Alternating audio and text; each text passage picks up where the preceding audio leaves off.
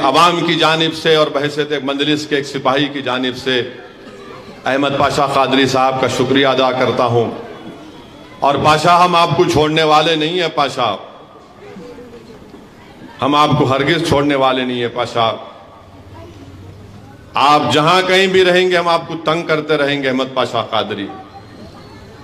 آپ کی ہر تکلیف ہماری تکلیف ہوگی، آپ کی ہر مصیبت ہماری مصیبت ہوگی پاشا۔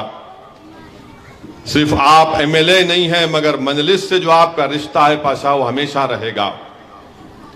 اگر میں اس دنیا سے جاؤں گا تو پاشا آپ مجھے قبر میں اتاریں گے، اگر آپ جائیں گے پاشا تو یہ غلام بھی آپ کے ساتھ چلے گا۔ تو میرے عزیز دوستوں اور بزرگوں، یہ ان مجلس کے قائدین کی قدر کرنا ضروری ہے۔ دنیا سے چلے جانے کے بعد دو آنسو بہانا ضروری بھی ہے، مگر ان کی زندگی میں اگر ہم ان کی قربانیوں کو، ان کی تکالیف کو محسوس کریں گے۔ میں اس لیے کہہ رہا ہوں کہ مجلس کے ایسے کئی ہمارے نوجوان لیڈر ہیں، قائدین ہیں، بلکہ ان کو بتانے کے لیے کہ دیکھو یہ ہوتی ہے مجلس سے محبت، کہ کیسے کیسے مصائب اور مشکلات میں احمد پاشا قادری نے اور اس زمانے کے مجلس قائدین نے اپنی خدمات کو مجلس کو دیا۔ میرے عزیز دوستوں اور بزرگوں، میں یہاں پر ممتاز خان کا بھی ذکر کرنا چاہوں گا۔ کل سے بےہودے قسم کی افواہ کسی نے اڑا دی اور کسی اخبار نے لکھنا شروع کر دیا، ان کی تو پرانی عادت ہے، اخبار کالا کرنا ان کا مقصد ہے۔ مجلس کے تعلق سے جب تک کوئی جھوٹ نہیں لکھے ان کو رات میں نیند نہیں آتی۔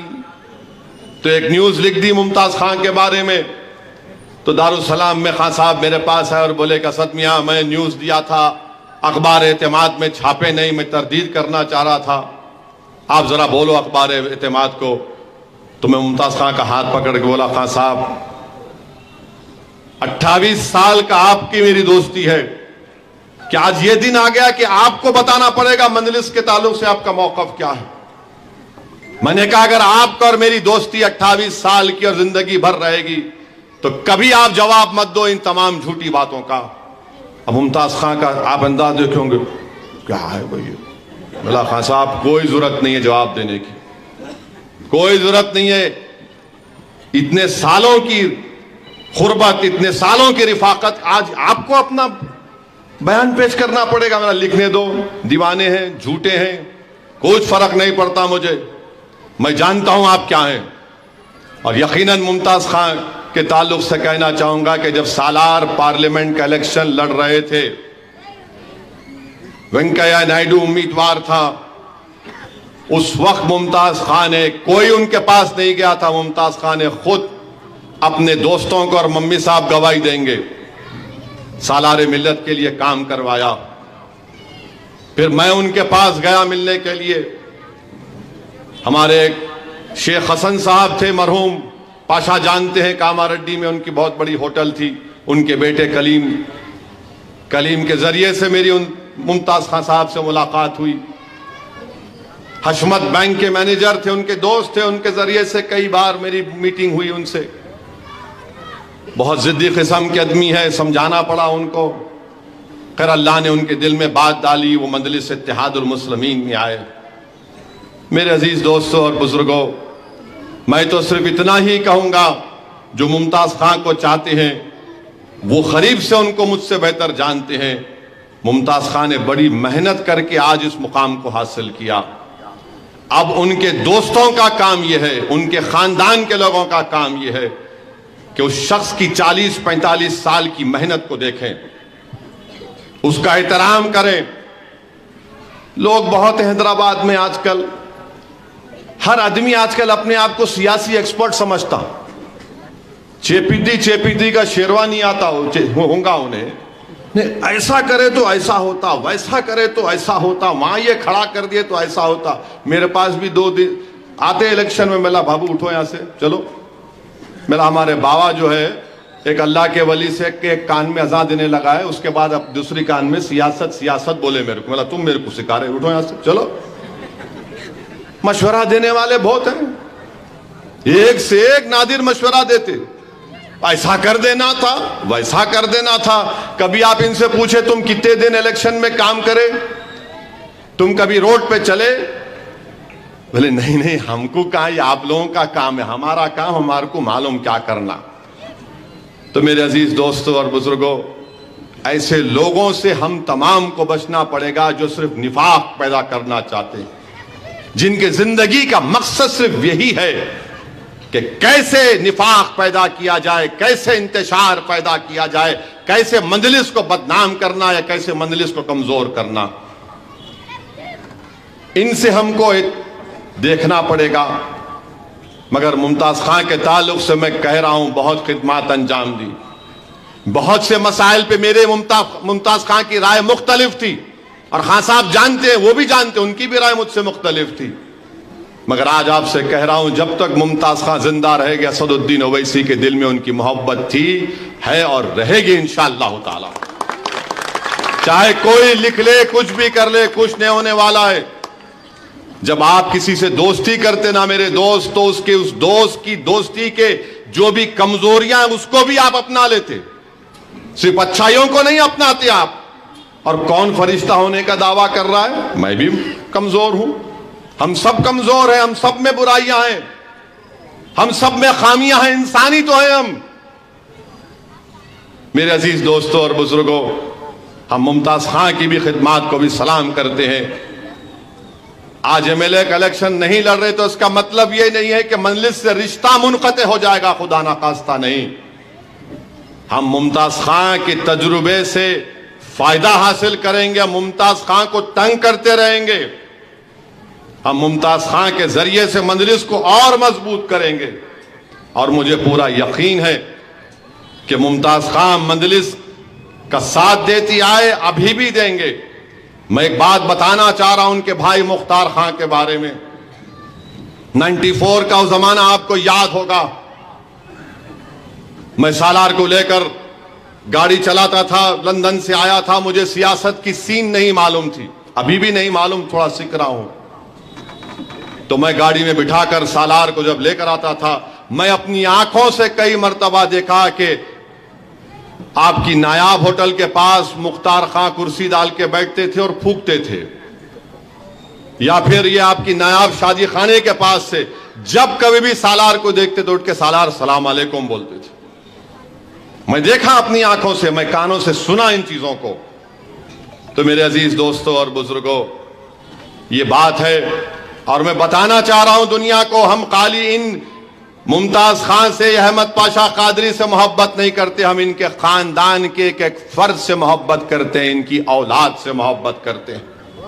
ان کے بچوں پر کچھ آنچ آئے گی تو ہم بھی ساتھ میں ٹھہر جائیں گے ان کے انشاءاللہ تعالی۔ دنیا یہ نہ سمجھے کہ ایم ایل اے نہیں ہے تو پھر ہم کچھ بھی کریں گے۔ میرے بھائی، یہ مجلس کا جو رشتہ ہے نا مجلسیوں کا، اس کو سمجھنے کی ضرورت ہے۔ میں اس لیے کہہ رہا ہوں کہ تاکہ آج جو نوجوان مجلس میں ہیں ان میں بھی ایک یکجہتی پیدا ہونا، محبت پیدا ہونا۔ اور الحمدللہ یہ میری خوش قسمتی رہی کہ کئی لوگ خواہش مند تھے، ٹکٹ نہیں ملا، مگر الحمدللہ ایک دن انسان ہے، تھوڑی تکلیف رہی، مجھے فون کر کے مجھ سے شکایت بھی کیے، کوئی آ کر مل کے شکایت کیے، کوئی میسیج کے ذریعے بولے کہ صاحب میں بہت ناراض ہوں۔